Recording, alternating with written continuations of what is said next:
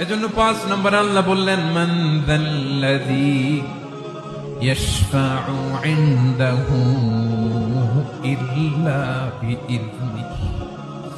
কার সাহস আছে, কার এত বড় বুকের পাটা কিয়ামতের কঠিন দিন আল্লাহর সামনে দাঁড়িয়ে সুপারিশ করবে? কারো ক্ষমতা, কারো ক্ষমতা নাই। বিশ্বনবী সেদিন সিজদায় পড়ে উম্মতের জন্য কাঁদবেন, সবাই কাঁদবে, নফসি নফসি, আল্লাহ আমারে বাঁচাও, আল্লাহ আমারে বাঁচাও। বিশ্বনবী বলবেন, উম্মতি উম্মতি। বিশ্বনবী আমার জন্য কাঁদবেন, আপনার জন্য কাঁদবেন, আমাদের জন্য সেদিন কেঁদে কেঁদে জাহান্নামের দরজায় দাঁড়িয়ে আমাদেরকে টেনে টেনে জান্নাতে ঢুকাবেন।